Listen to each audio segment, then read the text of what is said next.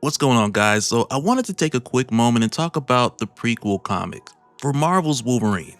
Because in the past, we talked about different prequel comics, whether for the MCU films or Insomniac Spider-Man games. And by and large, they're not spoilery, but sometimes they get a little spoiler adjacent. And this may have a little, but no more than what we've seen in the preview footage that is out right now. And by the way, just to be clear, I haven't been given early access to anything, because Insomniac, they ain't give me nothing. So it is what it is. But also, this is an Infinity comic, so visually I had to zoom in, cut a few things, so kind of bear with me. But with that said, if you enjoyed these videos, be sure to drop a like, subscribe if you're new, and don't forget to hit that bell to get all notifications. Alright, so as this begins, we start out somewhere in Arizona with Logan during his time with Team X, with him saying, "This is the part of the job I like. The still moments before the screaming starts. Place doesn't look like much, guessing it's an old munitions bunker. But the truck outside tells me I'm about to kill every man down there." When the dust settles, I'll look around and wonder what happened. The answer never changes. We did. He's like, we're what happened.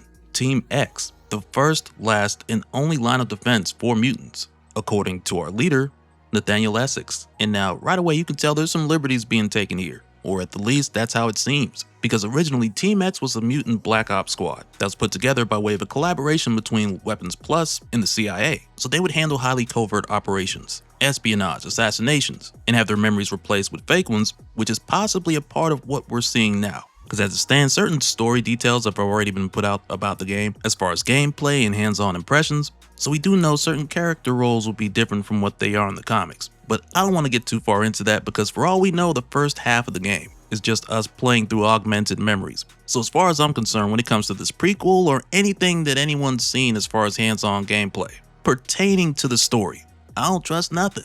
And that's what I'm sticking to until I get to play the whole game for myself, from start to finish, new game plus, platinum, and all that.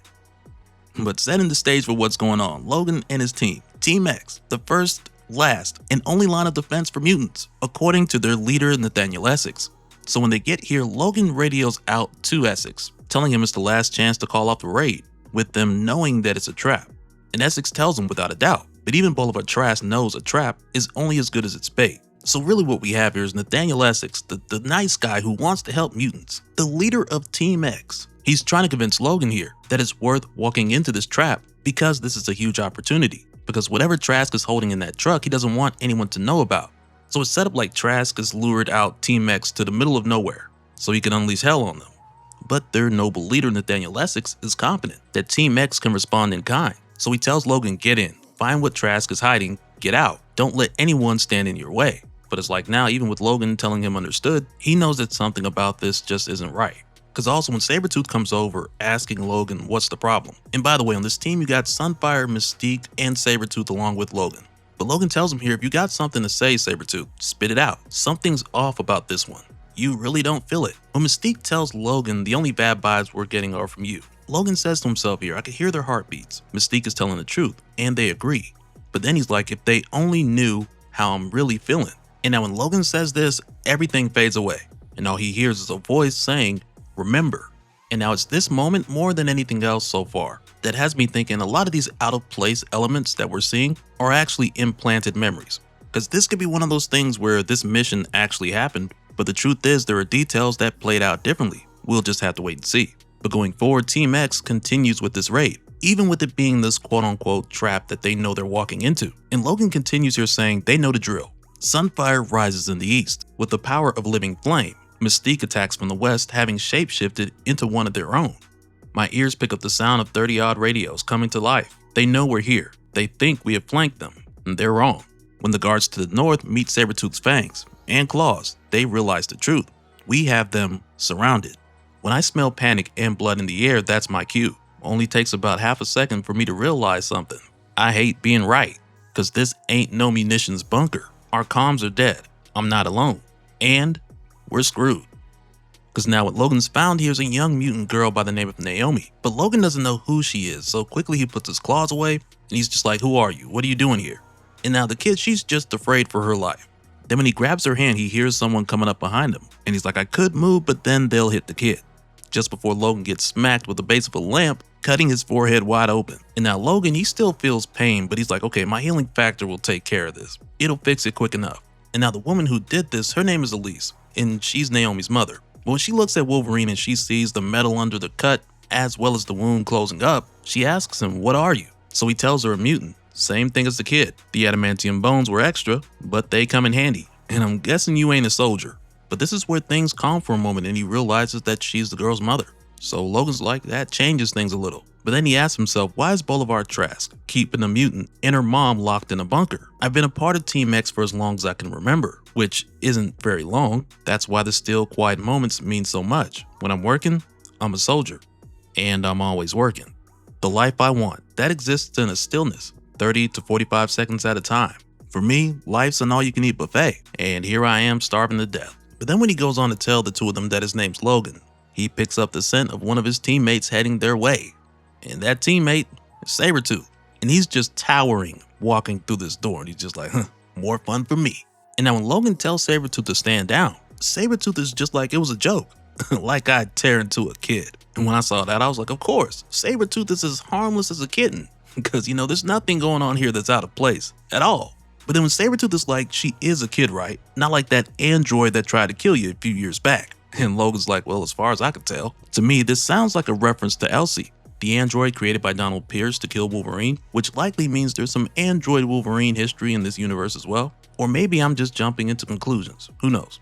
But while they're here, Victor and Logan hear the concrete melting above them before they even feel the heat from it. So quickly, Logan tells Naomi and her mother to get down, just before a hole burns through the top of the bunker, with this hole, of course, being made by Sunfire. And when he gets here alongside of Mystique, they're just like, we couldn't reach you because our comms are being jammed, which is why Sunfire figured Logan was in trouble. But when Mystique points out that the comms are jammed for this whole valley, like the whole thing's a dead zone, Sunfire's just like, okay, so it really was a trap. But then when they get back to the question of who this little girl is and why she's here, the more this begins to seem like Trask was really trying to hide something. Because now it's like maybe that truck wasn't used as a way to get their attention. Maybe it was really transporting something that Trask didn't want anyone to know about. And they find out what that is when Naomi starts going on about how she doesn't understand, with her seeing all these other mutants and her knowing how much her dad hates mutants. And now when she says this, the whole team puts it together. Because now they're like, oh, I know you flarking lying. Because now they know Naomi is the daughter of Boulevard Trask. So right away, Logan's like, nah, wrap it up, get back to the chopper, we leaving. Mission's over. And Mystique's like, you ain't got to tell me twice. I don't care about no kid. Okay, now Mystique, her behavior here is accurate. And now that's where Sabretooth is like, come on. Trask has a secret mutant kid. Where's your imagination? And now Logan knows where Creed is going with this. So he shuts it down. He's like, we ain't kidnappers. But then Sunfire comes in like, no, but we are protectors. And something tells me they're not here by choice. So that's where Creed is like, up 2 against 1. So then he asks Mystique to chime in and, more or less give her vote on what they should do. So Creed's like, Mystique, what do you think? And Mystique's like, I think we got company. And that's where we see that Boulevard Trask is here. And one of his men tell him, as you can see, Team X is already inside. There's a high chance that the building's contents have already been destroyed. And now Trask is just like, well, one can only hope. And his soldier's like, whoa, what was that? And Trask is just like, forget it. Just before he gives the call for all units to move in. And now as soon as Mystique sees this, she lets the others know that Trask has 4 squads moving in. So if anyone's got a plan, Logan, now's the time to share it. But right now, Logan, he's trying to figure out who's in more danger, Team X or the bait. And now this is where Elise lets them know more of the backstory to how her and her daughter got here, with her saying it was Naomi's 13th birthday. Boulevard threw an elaborate party, invited all of his celebrity friends, made it the event of the season. But the thing was, when he did this, he didn't invite any of Naomi's friends, which made her the only kid at her own birthday party. And because of that, when Naomi locked herself in her room, the traumatic response caused her mutant power to manifest. And her mother says here, Boulevard was furious when Naomi wouldn't leave her room. It only got worse when he saw her, like it was somehow her fault she'd become this. What if his guests saw her? He'd be ruined. I told everyone she was sick, that I needed to take care of her. It was the last time he let us outside, until a week ago when he brought us here. But this conversation is cut short when Sunfire tells Wolverine and Sabretooth that he sees movement outside, and it would be nice if someone with enhanced vision were helping him out. Then he's like, but what do I know? So Logan tells Elsie to give them a minute, but as it turns out, Sunfire was just saying that. And the truth is, they're surrounded. But Bolivar's men have not rushed him yet, and Sunfire's not sure why. So Sabretooth's like, well, duh, because they got us in the kill box, and as soon as we go out there, they're gonna gun us down. And that's where Sunfire is basically like, hey guys, I got a plan. You ever see that really old movie, New Jack City? Because basically he tells them if they go out there with the girl, they won't get shot because she's Trask's daughter. And Logan immediately disagrees. He's like, were you even listening? Trask ain't exactly father of the year. Then Sabretooth cuts him off as if Logan were about to get into a whole let's save this girl from her father kind of thing. But instead, Logan points out this girl was locked in a cage because she was born different. And what he's not about to do is drag her out of this one just to throw her into another. And now when they get into it, at this point, Sabretooth, he's not trusting Logan's judgment, since Logan seemed a bit out of it earlier, and the fact that he didn't even want to do this mission from the jump. And as far as Logan's concerned, they're going to get the kid and her mother out of there. And after that, they're going home, empty-handed. And that's where Sunfire's like, wait, speaking of the kid, where'd she go? And her mom is not saying. She's just like, you think I would leave my kid in your hands just because you're mutants? You guys are killers. So Victor gets upset and he starts flipping stuff. And right there, I imagine Logan's thinking like, okay, sure, yeah, she's gonna trust us now.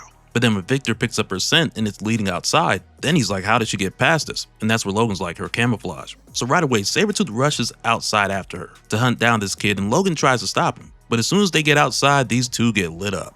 And that's where we continue with Logan like, oh yeah, the kill box. And he goes on saying, Essex told me I had a life before this one. Before he found me. I wouldn't know. Those memories are gone, along with the man who made them. Sometimes when I'm feeling sorry for myself, I'll think about the life I don't have. About all the places I wish I could see. Sometimes I'll tell myself I've already been. Not that I ever believe it. I wouldn't be the man I am today if the man I used to be had lived a good life. Now when these guys got lit up, Mystique, she saw this from her position. Sunfire, who stayed inside, he's trying to protect Elise, Naomi's mother, while Naomi, who's made her way out, she's still not too far away. And once again, as Logan is laying here, after getting lit up by gunfire, much like before, he hears that voice tell him, remember. Meanwhile with Bolivar Trask, who's watching from afar off, he's not happy because he only sees two bodies down there. And now his captain's over here like we couldn't let them escape, and the other two must still be inside. So that's where Trask is like, do you honestly believe there was just 4 mutants who killed all those guards? And his captain's like, bro, we both watched it happen in real time, what you mean? And that's where Trask tells him, no, we saw what they wanted us to see. You don't know mutants like I do, Captain.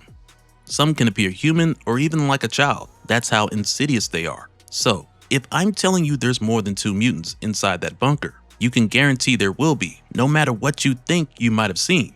And then the captain tells him here, like, with all due respect, sir, you haven't told me anything. My men and I have been flying blind this whole operation. And that's where Trask is just like, we all have to make sacrifices, Captain, while giving him a little pat on the chest. And then Trask is like, I expect 4 more bodies by sunrise, which is crazy. And now when Raven or Mystique goes to check on Sunfire in the bunker, she's like, you better be alive or I'm gonna kill you myself. And he confirms that he's okay. But then when he asks Elise what he should call her, like if he should call her Mrs. Trask, she's like, no, it's just Elise because I'm not dying with that name. And right after this, Mystique asks a very valid question. Because now she's like, why did Wolverine and Sabretooth just run outside? Like some dummies. And Elise tells her they rushed outside to follow Naomi. So that's where Mystique, assuming Naomi got caught up in the action as well. She's like, well, if she's got a healing factor, I can buy her some time too. And when Elise is like, how? Mystique's like, doing what I do best. Aim to please, shoot to kill. And that's where she just starts picking these guys off like crazy, left and right, with no time for them to figure out who's hitting them from where. And now by this time, when we see Sabretooth getting back up, and I wouldn't say it's because he has a better healing factor or anything. I doubt they're taking that much liberty. But like we saw, Logan's got a lot going on here, and he just might have been shot more. But when Sabretooth gets up here and he sees Naomi hiding under the truck, he's like, oh, don't think I forgot about you, baby Trask. But first, and then he's spotted by more of Bolivar's men. And now with there being a lot more of these guys coming out, Mystique yells out to Sunfire like, hey, you can join us anytime, because he's still inside the bunker, and they could use the firepower right now, literally. So he calls out from the bunker, telling Mystique to give him just a minute, and all he does here is just take a moment to tell Elise that he's gonna get her and her daughter out of here. And as soon as Elise heads out, she sees her daughter, who she thought she lost, because she didn't know what was going on out there with all that gunfire. So next, when Sunfire finds that one of Trask's men left the keys in a nearby truck, he heads over to Elise to ask her if she can drive, so her and her daughter can get out of there. And she's like, yeah, but your friend, is Logan dead? And Sunfire's just like, yeah, but he never stays that way. He heals from almost anything. And then going back over to Logan, he continues her saying, there's a place off the coast of the Yucatan Peninsula where the water is so clear you can see all the way to the bottom, except for this one spot. dark as the midnight sky. It's an underwater sinkhole. No one's ever figured out how deep it is. Sometimes I think about what it would be like to slip into that dark water and let these metal bones do their thing. I wonder how still it is down there. I wonder if I'd ever hit the bottom. And now this once again leads to Logan hearing that voice, with it saying, "Remember who you are," as his eyes go all black. Meanwhile, with the others, Sunfire's joined the fight. So now they're getting down to the last few of Trask's men so they can create an opportunity to get out of here. But then when Victor asks Shiro where's the truck, when the two of them get into it for a moment, Victor mentions Logan. And this now has Sunfire like, wait, where is Logan? And then when he actually sees him, Logan's over here looking like he's getting ready to do what he's the best at doing. You know, that thing that's not nice. So at first Shiro's like, oh, there you are. We won. So you can tone down whatever this is. And the next thing we see is Shiro's expression of confusion and concern for his own safety, with him not being sure if Logan is himself right now. But yeah, that's all we really got for the first 4 issues so far. And at the time of making this video, I haven't been able to find anything about an issue 5 or a release date for it. But if Marvel's website updates, I'll let you know. So yeah, let me know your thoughts in the comments. And if you see anything on updates, feel free to drop that as well. Because these Infinity comics and these prequel stories just kind of go adrift sometimes. And so now real quick, I want to give a special shout out to all the patrons. Thank you guys for all your support. And for anyone who's new here, who wants more information on how to support the channel, I got a link below where you can go to patreon.com/dopespill. But that'll do it for this one, guys. Let me know your thoughts down in the comments below, and we'll do it again on the next one. All right, later.